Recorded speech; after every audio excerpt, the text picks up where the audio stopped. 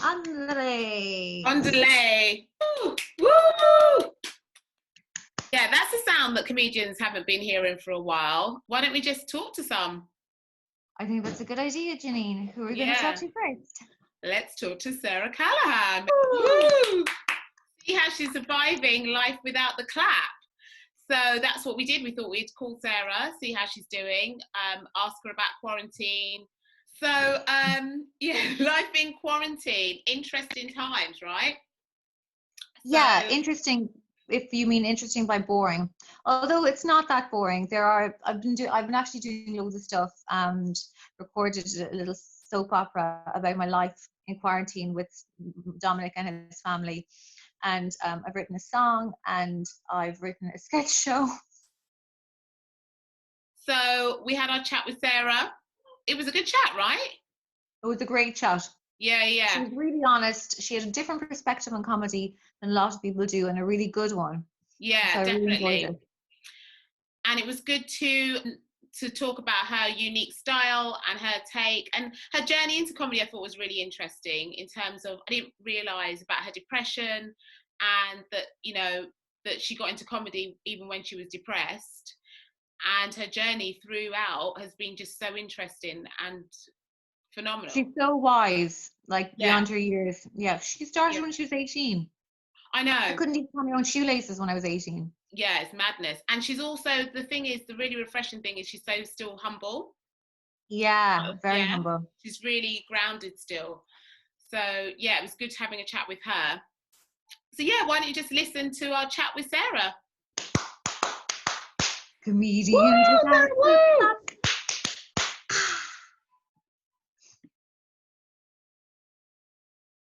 So how are you doing? Because like we were saying, like Aideen and I were saying, we haven't got to see people because of Edinburgh being called off and stuff. So were you going to go up to Edinburgh this year? Yeah, I was going to. Yeah. It was all the wheels were in motion. I had a really good team around me, and things were getting done, and the show was coming along. I did 4 or 5 previews, and all went really well. But I mean, the thing is, it's not cancelled, it's just postponed, you know what I mean? So it's going to happen still, and at least now I've got a new hour show that I can perform straight away once all this shit's over, and then obviously take to Edinburgh next year. So it's not my time hasn't been wasted, it's just been paused.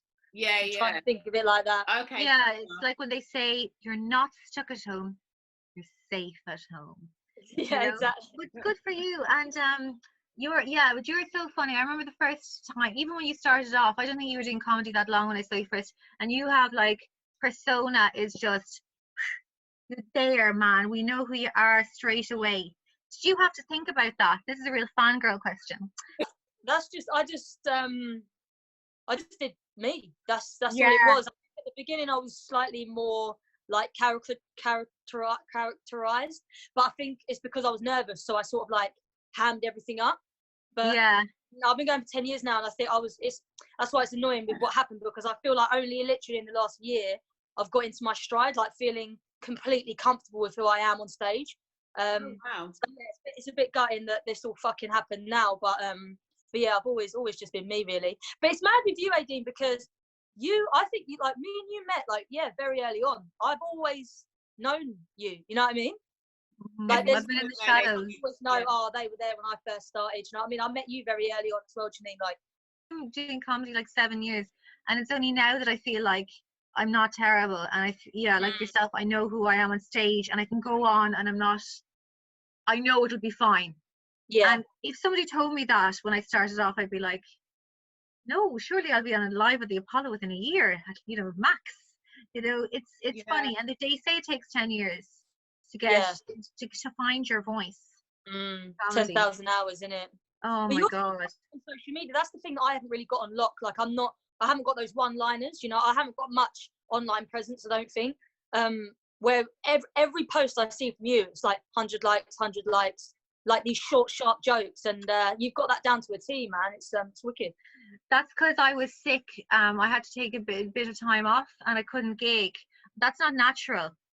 That's because I was ill and I had no outlet, so I just started really hitting Facebook hard, and I got better at it. And then suddenly now I'm kind of doing those jokes on stage. So that's really I would say I'd love to be like, oh yeah, I just think in jokes it's weird. Yeah. It just comes out of me. But I did kind of like have to take stock and kind of just use that instead of doing gigs. Does it transfer exactly from like computer to stage? No, because sometimes something in writing is funnier than when you perform it, like. It's so true, yeah, because you could do something and it would get 100 likes, and then on stage it doesn't get anything, and vice versa. But Aideen, what makes you think, oh, actually, I'll take this joke from my Facebook and I'll do it on stage, even if it doesn't get many likes? If because I realize you have to try it out. There's nothing like the stage. You can tell your mother, you can tell another comedian. Another comedians are pretty good. Family isn't good, because your sister will be like, yeah, but it was Uncle Dermot that said that, not Uncle Sean. It's not funny. It's not true. Yeah. So you kind of have to do that on stage, and if it fits into my story, then I'll try to throw it in. Yeah. And Sarah, you don't do much stuff online then, on Facebook? Not really. No, I don't really post too much. Like, I do like self-promotion, but I don't really put jokes online. But I think that's a confidence issue. I don't think, like, I'm starting to do it more now because obviously I can't perform. So, like, especially on Instagram, I'm releasing more comedy videos, more poetry videos and other bits and bobs, like, because what else is there to do, you know? Yeah, and I just want to show people that maybe haven't discovered me yet, or don't rate me, that know me and don't rate me, to say, look, this is what I was doing before this shit happened. And check it out, basically. But yeah, I mean, it's all just, you're just so scared of like getting like no likes or people thinking it's shit, because it's like, if you do bad at a gig, and then you go home, you never need to see those people again. It's all done. Whereas when it's on the internet, it's there forever. So it's actually a bigger risk to put stuff out. But yeah, I mean, in terms of like joke writing, I don't really do that. No, fair enough. And sort of like in terms of like taking those risks though, what made you take the first risk to do a gig? Yeah, what made you think, you know what, I think I can do this comedy thing? Well, I did a comedy course, so I didn't want to be a comedian at the time, but like at the end of the course you do like a showcase. So that was my first gig, and like didn't want to be a stand-up, but my teacher, the guy that was running the whole thing, was he persuaded me to hit up a few open mics just for a bit of fun, and then I started doing that, and then you get the bug and that, and then within 6 months I was signed. So then I just thought, well, okay, well, I'll just do this then, innit? Like, I sort of just fell into it. It was really weird. Oh, that's wow. really good. So what were you going to be doing beforehand then? If you weren't going to be doing comedy, what were you going to be doing? I was only 18, so I wasn't working. I was living in Madrid for a while, and then I came back. I fell into a really, really deep depression, and couldn't get a job. And then whilst doing this 8-week course, I got a job at a pub, so I was just like waitressing and shit. And then that was it. And then I just started doing stand-up. So God knows what I'd be doing if I wasn't doing stand-up. I'd probably just be doing, retail or working in a pub, or, just doing those sort of jobs. I've never wanted a career, you know what I mean? I left school at 16, so I never had like degree or anything like that. Oh, wow. So you literally just fell into comedy. It was just, well, what made you think, oh, do you know what? I'll even do a comedy course? Because I suppose if you're suffering from depression, I suppose you don't think to yourself, oh, let me go and then try and be funny about it. Yeah. Well, I've always liked acting and improv, and I used to do musicals and amateur plays and shit like that. And so like, I was never scared of the stage. It was something I enjoyed doing. And I did a clown course when I was like 15 with this same school, the comedy school. So I'd already done stuff with them. So in my emails, they were advertising different courses. Mm-hmm. So it came up, oh, try this, 8-week intense comedy course. Because, people do them for various different reasons, not just comedy, for confidence building. If you do speeches in your job and you want to be a bit funnier, loads of different reasons. It's not purely to become a comedian. So I'm in an iron about it. And they do this wicked thing where they help people that don't have much money. So I ended up going on the course for a fraction of the amount. And so I thought, fuck it. And my mum was like, look, you haven't got a job. You need to do something to occupy your time, get yourself out of the house, because this is just not healthy. You just, stewing at home in your own fucking thoughts and stuff. So yeah, I went and did it. I just did it without even any sort of outcome in mind. Yeah. And then, it all just saves. I'm quite I hate saying this, but I'm quite a spiritual person. I feel like I was drawn there, and powers above kind of just forced me down this road that I'm now doing. It's weird. It was almost like I had no conscious thought over it. It's weird. I just fell into it, man. Did you always want to be a comedian then? No, I lived in Kilkenny, and there's a festival called the Cat's Laugh in Kilkenny. You'll probably end up doing it, Sarah, at some stage. It's a really good festival, and I used to volunteer when I was a teenager. So from a young age, you'd be like putting out chairs, and you'd be like, so it was like I saw loads of really good comedy from a young age. It was always in my head, and then I became friends with Eleanor Tiernan. Do you know her? Oh, I love her. Yeah. So Eleanor was like, "You're really funny. You should do comedy." And I went, "Oh, no, I shouldn't." Okay, I will. And I was terrible, but I liked it just enough to keep going. You know, I didn't have the, like, what really strikes me about you is you were so together. You'd great. I didn't know you were doing a character. You just had that great persona from the off. You always did really well. Like I wasn't that together at all. I didn't know what I was doing, and it seems like you didn't know what you were doing either, but you were just a natural. Talking of men, Aideen, tell us about your me and Aideen have been playing Snog, social distance or quarantine. Give us your shout them out to Sarah, see what she thinks. So I think you have a choice to be in quarantine with Boris Johnson or Jeremy Corbyn. In quarantine with either of those. Yeah. Boris Johnson.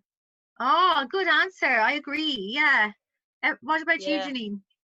I think it's myself. I think I would just kill myself, actually. I think if that was just my choice. Because that would be worse. That'd be 10 Boris is such good fun. 12 months. Sorry?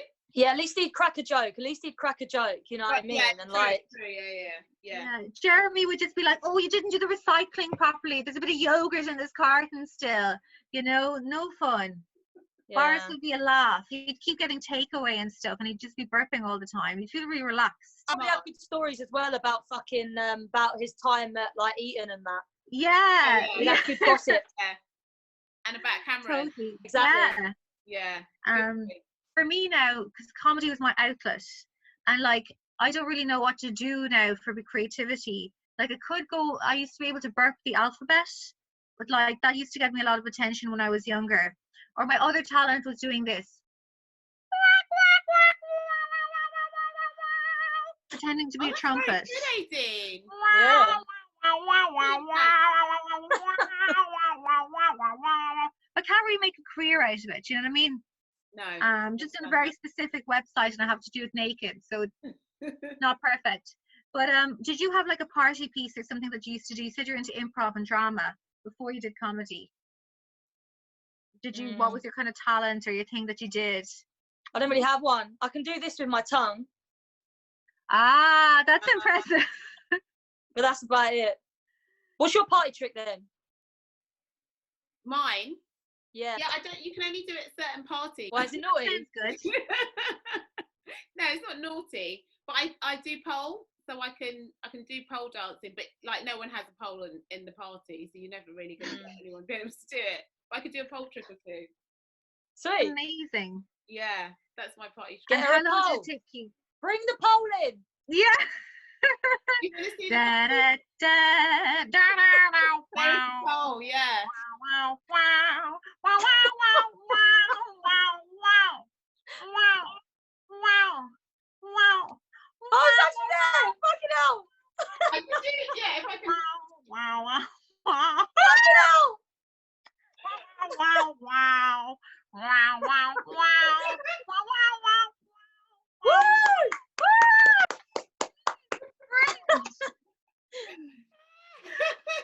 Oh, that's great. That's sick. That's amazing.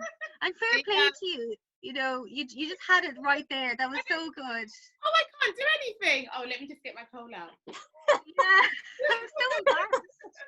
I wasn't surprised if you had one in your handbag like Mary Poppins and you could just take it like a radio, like one of those old radio areas. Oh, if you insist. Hey, bitch. Yeah. That is class. So what have you been doing to keep yourself occupied during quarantine? Me? Yeah. I've just been trying to like write and stuff, and I've been doing a lot of live streams, and I've been writing a lot of poetry and like learning piano and trying to do that in learning piano. Yeah. Sarah, it's not easy to learn the piano. How are you doing it? You're doing it with... Do you want to hear a song? Yeah! All right, one second, let me bring the keyboard in. Okay, I love this. Get that keyboard in. Great. Aideen, I'm so impressed by the dancing. You've got to do something else now. So. I will. I'll do some opera singing in there. Oh yeah, the opera singing. Yeah. I didn't ask you what you were doing during quarantine because you're in a new relationship, so we can gather what you're doing. It's more lockdown. More like cockdown. More like cock up. I'm a bit rusty, yeah. Bear in mind, I've only learned off like YouTube videos and shit. Okay, yeah. Let's see it. Alright, see if you can guess the tune. Can you hear that? Yeah, you good. Good sound check.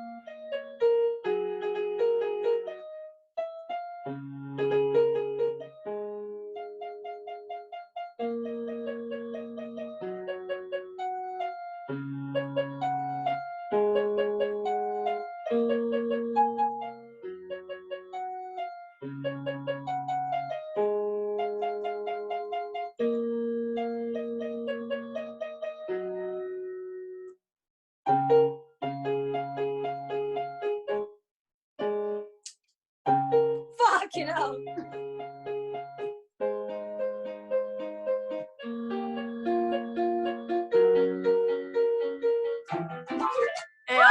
That's really good. Oh my god. Louis Capaldi, is it? Yeah, It's someone a you great love. song. It's really nice. That was really. It's really inspiring. It's really good. I play the drums. That's my instrument, the drums. But I haven't got a drum kit here, so that's why I got an old keyboard. I was like, fuck it, because I need to do music stuff. So I was like, I'll learn piano innit. Learn the drums, or did you just pick it up yourself? Like, yeah, I have lessons. I've had lessons for the last 3.5 years now. Do you know Bill Burr learned to play the drums to help his rhythm and comedy? What's that? Bill Burr learned the drums purely to help his rhythm and comedy. Oh, is it? Oh, that's good. That's it. So, and have you written any material about quarantine, or has it inspired you in any way?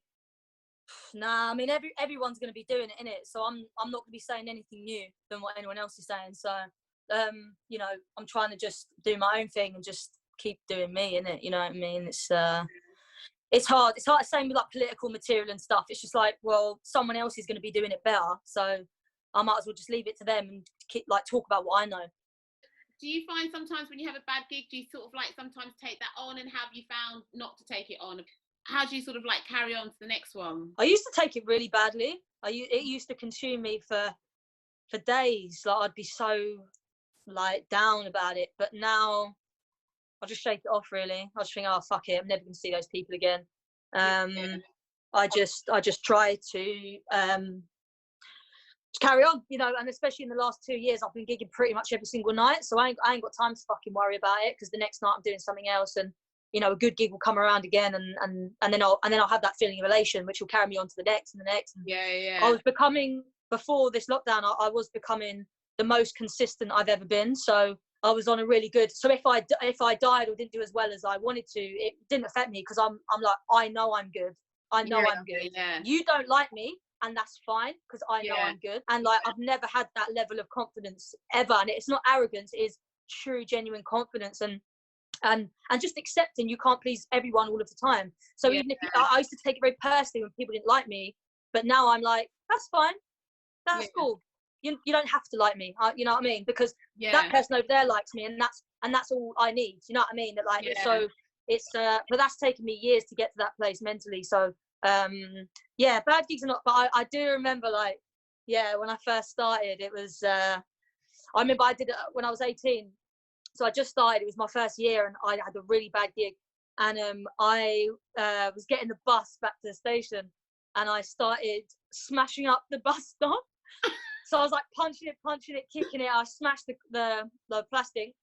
It like cracked and then all fucking fell out. And just my luck, old Bill was driving past at that moment. Fucking got out. They issued me a fine. It was just bullshit. And I just thought, well, this is what happens then, innit? You know, you have a bad day and you just make it completely, like, so much worse. Yeah. Well, what? You don't even want to be a comedian. What's the point? But that's what I was saying. It was like a higher being was making me do it, because it was almost like I had some metaphorical gun to my head telling me to do it, you know, and then I just kept doing it. So I'm glad I did, but it was a very confusing time for me at the beginning, because I didn't know why I was doing it. If I was conscious of what I was doing, I probably wouldn't do it. Like everyone always says, oh, you know, like when I do interviews, they're always like, give some advice for someone who's trying to get into comedy. And I always just say, don't. You say that though, but there's some good times in comedy as well. Like, oh yeah, yeah. I've had an amazing 10 years. Like I've done some amazing things and been all over the world, and it has been good. But the mental strain, I don't know, man. yeah, I don't know if I knew what I knew now back then, would I have still done it? I'm not sure. I don't know. I suppose it is that naivety that allows you to actually start doing it in the first place, because it's really, when you think about it, is a terrifying thing, because you're actually putting yourself up there if you're not being a character, and you're actually talking about your life, your personal experiences, what you think, and you're saying, you're putting yourself to be judged, really, so for people to say, yeah, I find that funny, oh no, I don't find that funny, and the power's all in their hands for that time. That is a brave thing to do. But I mean, how do you think comedy's changed over the years, from the time that you started out to like now? Do you think it's become more sexist or less sexist? There are more females on the circuit? I remember when I started off, it was like there weren't that many females on the circuit. There's more females on the circuit. Are they doing their thing? Are they getting their space now that they deserve?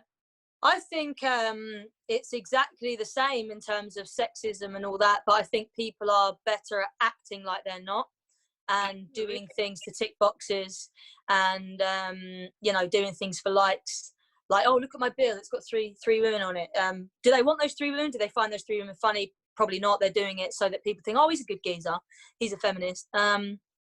But in terms of the opportunities for females, I think it's great. You know what I mean? Like, more women are getting on TV. There's a lot more women on bills. I think women are championing each other more, which is great. There seems to be less competition there. I used to find when I'd meet female comics, there was like tension. And I'm like, I haven't done anything wrong. Like, I've just been nice to you. So it's nice that you meet people now and they're genuinely, like, you know, more willing to give compliments and chit chat to you and stuff like that. So that's good. But yeah, I mean, sexism is still there. It's still there. I think it's nice to see diversity as well in bills and in clubs. A lot of black comedians are making their way into the commercial scene and the more mainstream scene, which is really good. Which was their choice, but I think we're, as a whole, more open for it. There's so many more opportunities, TV shows being made, which I think is great. But yeah, it's evolving in a weird way. There's pros and cons. So what do you think I think a big change has happened since, well, not for me since I've been in comedy, but since it's a proper job that people can kind of go, I can be a comedian, I can do this and this and this, and they have a career path in mind. So you don't have these mad people doing as comedy as much anymore. Like when I worked for the Kilkenny Festival, you had mad people like Dom Herrera and Phil Kay, and they would just go wild and kind of go missing. Yeah, Dom used to go, he'd be asking my sister to go for dinner with him, and she was like 16 and stuff, and he was so drunk, and people would have to, he'd have to have a minder, and they were just really wild people that weren't thinking about their careers. They just had to, they were comedians because they had to do it.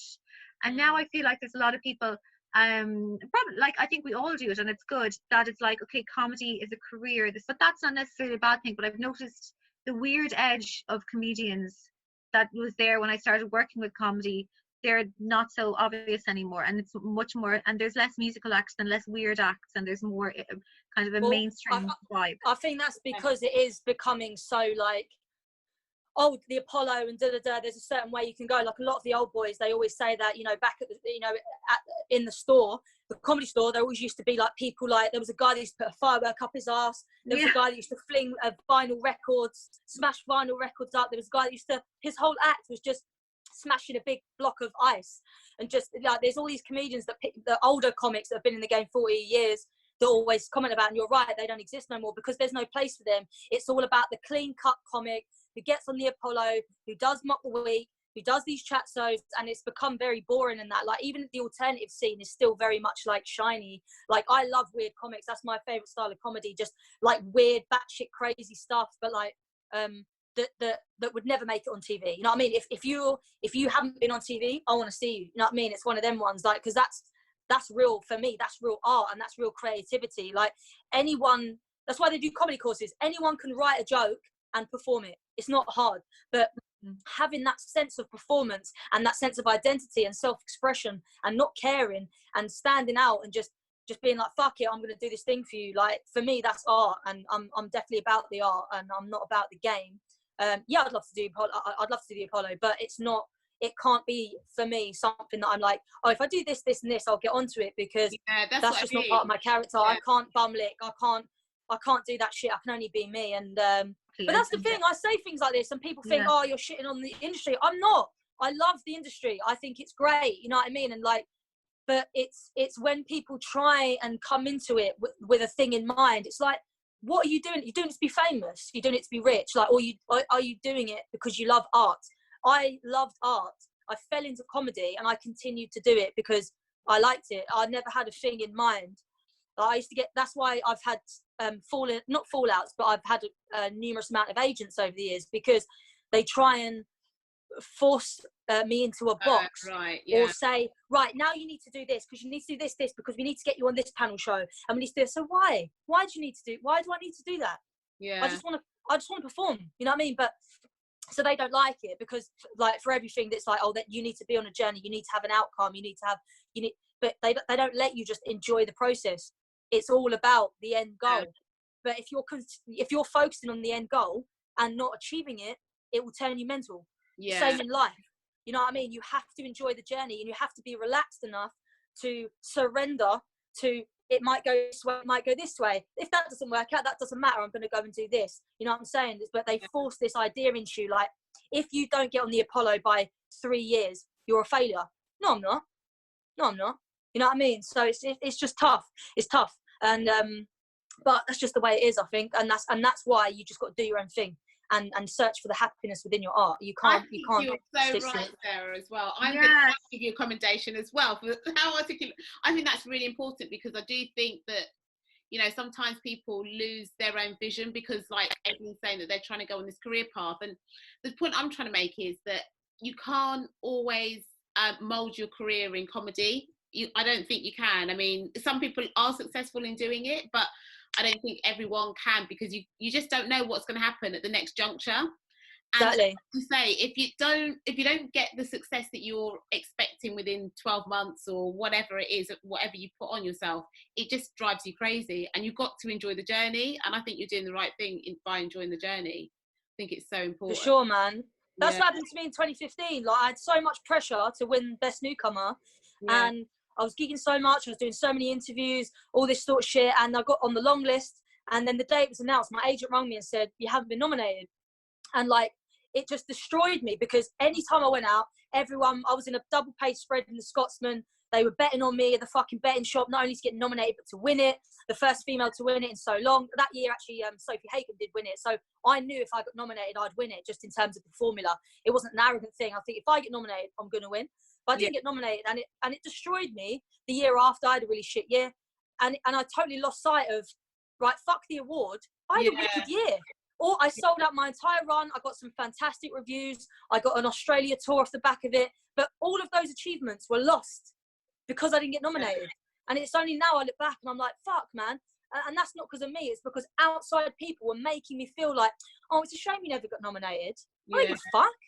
Yeah. You know what I mean? And that's why now my Edinburgh experiences are so much more enjoyable, because I'm like, I don't care about reviews. I don't care. I just want to sell out my room and put on a fucking great show and have a wicked time. Meet up with mates, have a drink in the evening. That's what else is it about? You know what I mean? Like, I know people that have won the Perrier and have got no career now. So it doesn't matter. None of that matters. Yeah. No, really, really good stuff. It's so true. You've learned a lot. You've so wise beyond your years, and your advice is brilliant. Really, really is. Thanks. You know. Yeah, Life that's advice, actually, Sarah. Yeah, when they ask you for advice, that's what the advice you should be giving. Yeah. Yeah. Passionate. And you should have a vape all the time. Yeah. Definitely. Nice chatting with you guys. Nice chatting to you too,